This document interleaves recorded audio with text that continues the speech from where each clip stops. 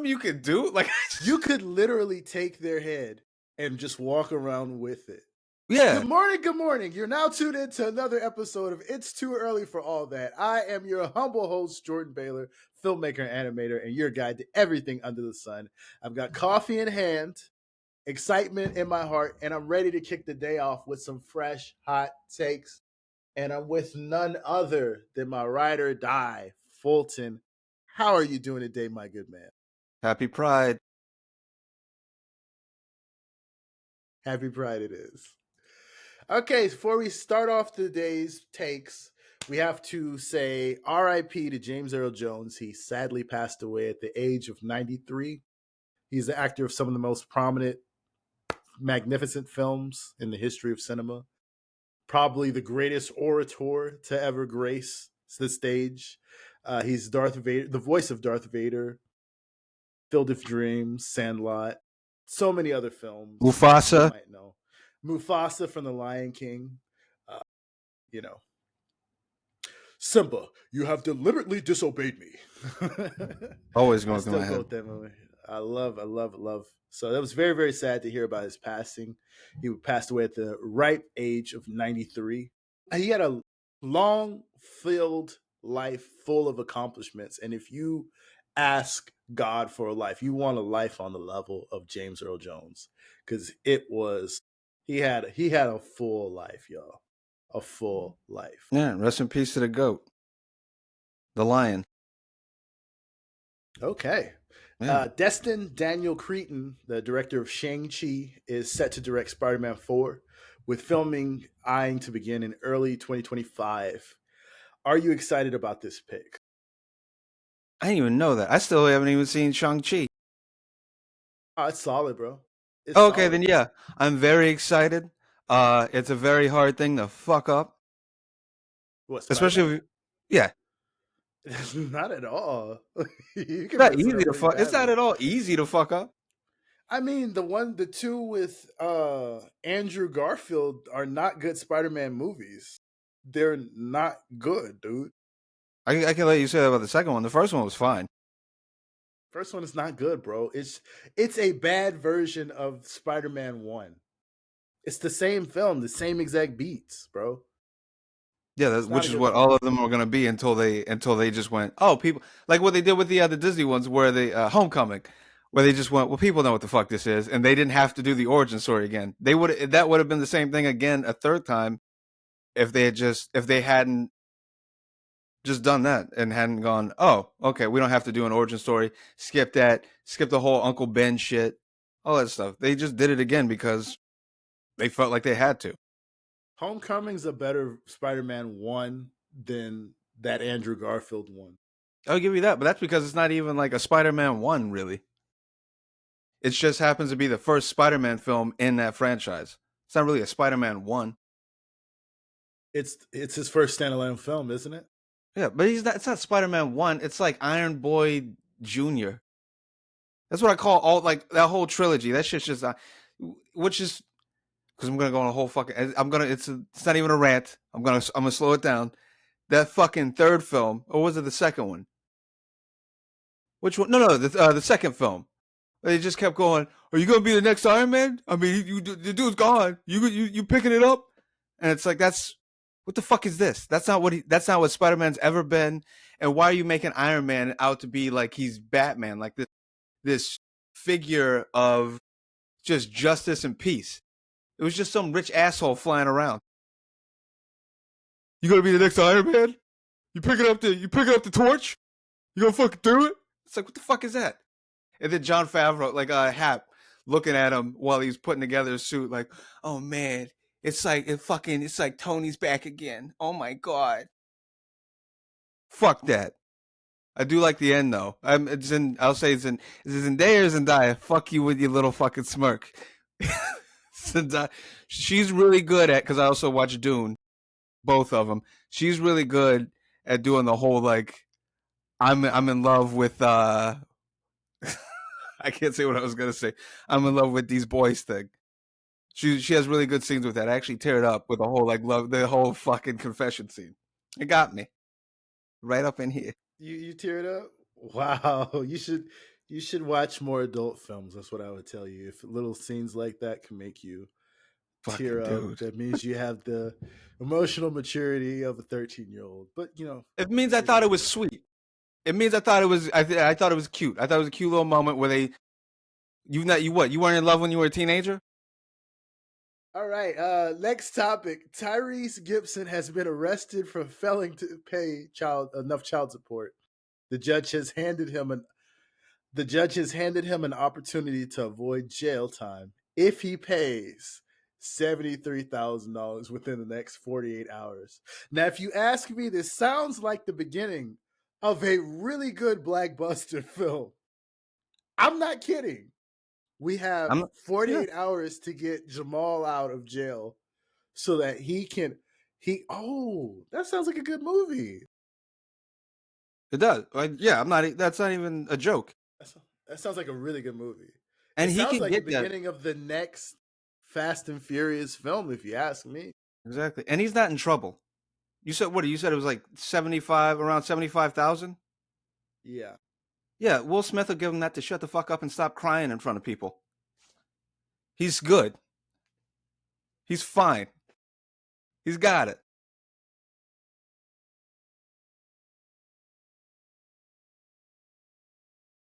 That's so funny, dude. Like I always remember that Joyner Lucas lyric where he said, I might lose my head and start crying and wait for my wire to come. He said help the Smiths and wait for my wire to come. Like he was making fun of Tyrese. And it was just such a random lyric. Like it was like in the middle of a song. He was like, I might just post a video of me crying, hit up the Smiths and wait for my wire to come. And I just always thought that was like the funniest lyric because it's like, if the man gave you $1,000,000, why would you tell anybody? Exactly. Why? Oh, come on, Fuck it Tyrese. I don't want to see exactly. you go out like this. I don't want to see you go out like Nah, this. not like that. I mean, like, not to say that it's bad, but could it get any like when it comes to like public perception? Could it get any worse?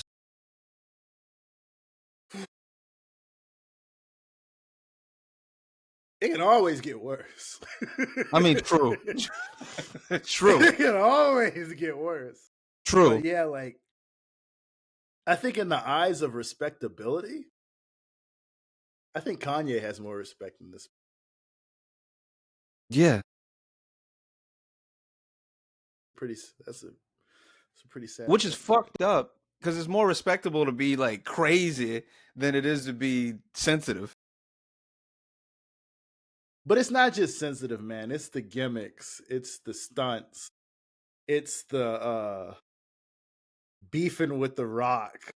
Remember they announced the Hobbs and Shaw, and he put a beef on their line. Do you remember that? I He was sort of writing whole remember that. he was writing page-long posts on Instagram to The Rock talking about if you cared about this family, if you truly cared about this Oh yeah, Fast okay. and Furious family. And then The Rock was like, "What?" The Rock I was just like, came into this. The Rock is like, I've been on like the last 3 movies, but I'm not finna turn down $40 million to do a spinoff. Like, I don't know. And then they Like, went what and are you made talking about? Hobbs and Shaw. They went and made Hobbs and Shaw, and then that was a fun movie. But it's just I don't know, man. Tyrese needs to listen to his management. Tyrese needs a crisis manager, and he needs to listen to him or her. One thing about Tyrese, though, I will say this: he's a very, very emotional man. He's very emotional in the sense that, like, he tells you exactly how he's feeling, and around him has been a lot of death of really important people to him, and that's why he is also so emotionally fragile because, like, his mentor, which is John Singleton, passed away untimely. Paul Walker, of course, he wore that out for years. He's still wearing that one out. Other Is it just fair other to say people that he, wearing out to refer to it as wearing out though? I guess, not wearing it out, but it's just I know what you you mean. know, yeah, like the footage of you crying at the gravesite, like that, dude. That's just like it's not, even though it comes across as performative. I just want to Yeah, let you know that, Tyrese, if you're listening, which you probably aren't, it's coming across as performative. Because it's And also like, that's why what do we people are know that? latching onto.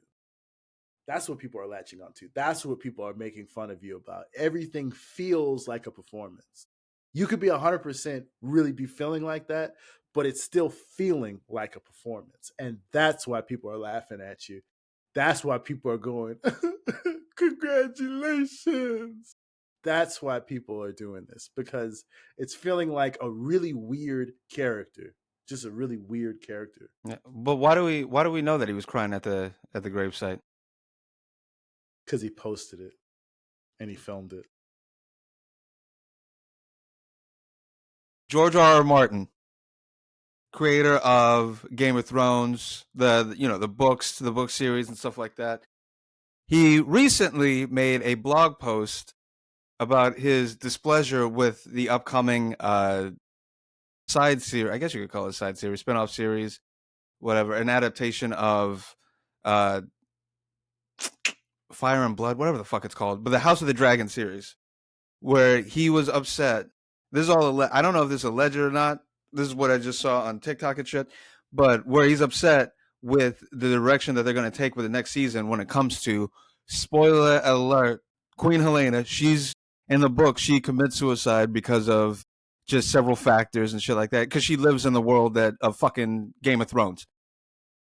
But he's upset that they took out a one of her sons from the story in the series, which was I think apparently in the book the main motivating factor for her committing suicide. So what George R. R. Martin was saying was he's displeased with the direction that they're going, because with her character, because they cut out a character which was her son. She in the story, I think she has three children, two sons, one daughter, and in the premiere of season 2, the eldest son gets killed. And I think in the series, she just has two kids. They're twins, a son and a daughter. The son gets killed, who is the heir to the throne. And in the book, the oldest son gets killed in front of the younger son and the daughter after she after the two rat catchers come in, Blood and Cheese come in, and then make her choose which one of your sons do you want us to kill. And then she chooses the younger son, and then they end up killing the older son while whispering to the younger son, "Your mom, always remember that your mom chose you to die," or some shit like that. So they make her live with the guilt of that the entire time. But I believe in the book, the son is too young to even know that. But she still always wonders, like, does he have any recollection of that and all this other shit as he's getting older?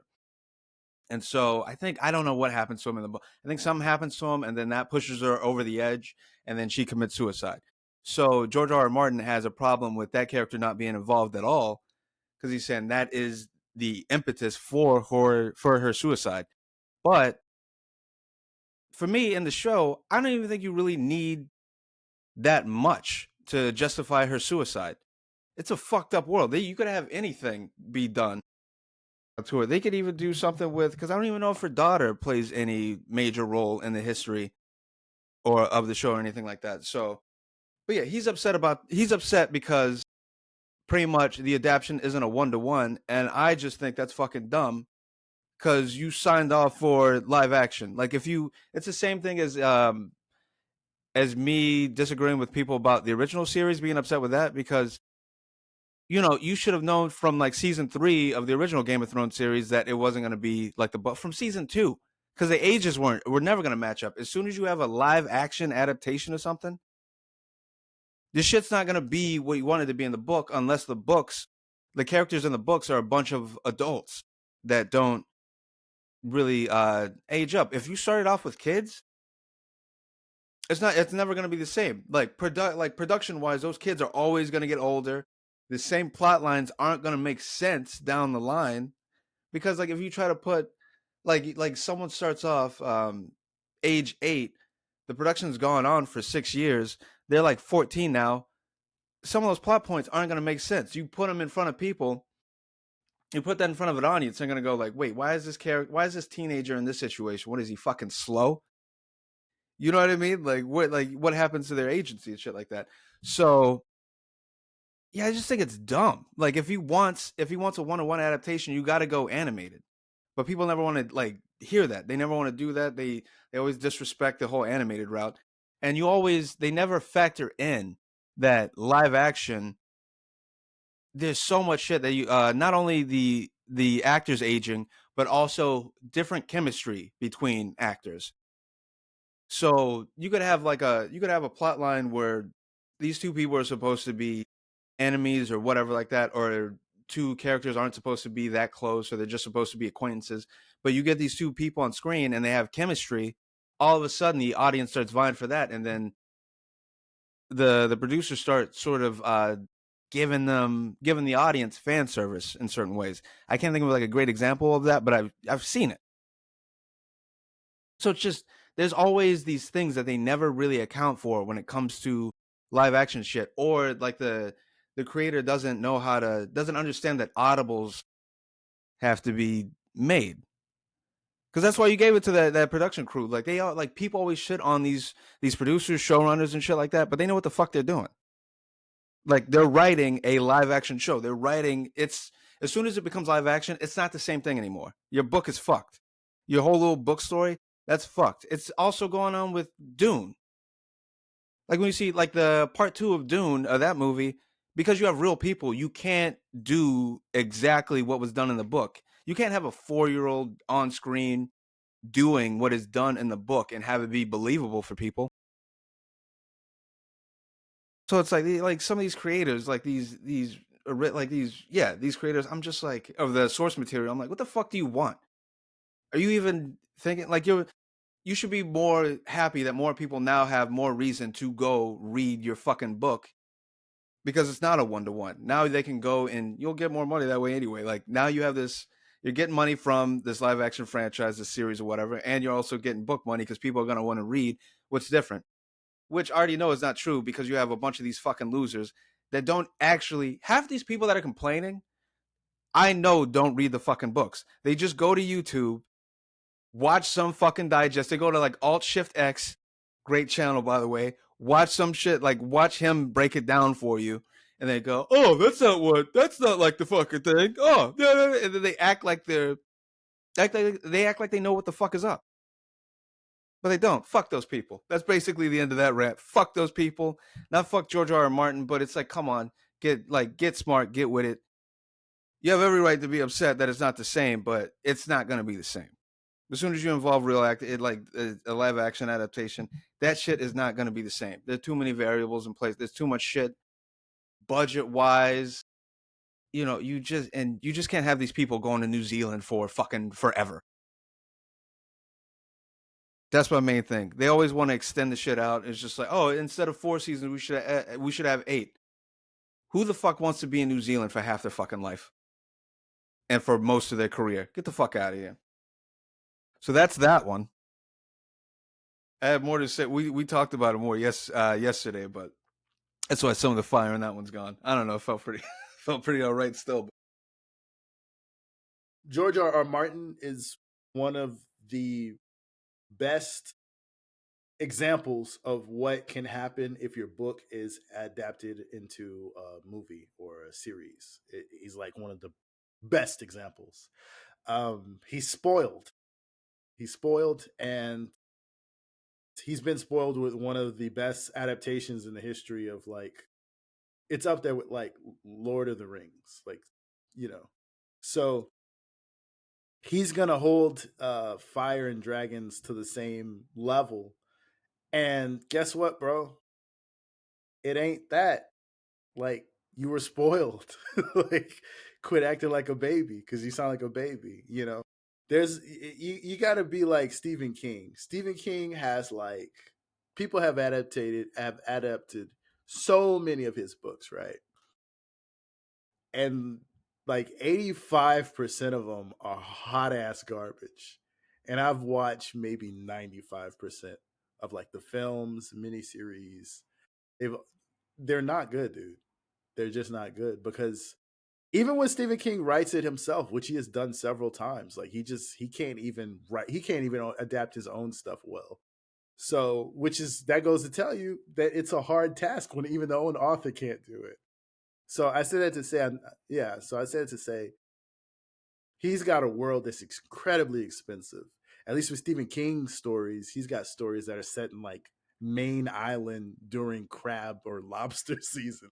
Like you just literally have to go there, you know. You know, with George R. R. Martin's stories, you have to like build out sets and get dragons and hire hair people. Like, bro, you're spoiled. Watch. You're spoiled. You're spoiled. So And they're both good. I like both adaptations. They're both yeah. good. They're both good. People seem to be happy. This has been another episode of It's Too Early for All That. Don't let the intrusive thoughts win. And if the voices are telling you to hurt yourself, they're not your friend.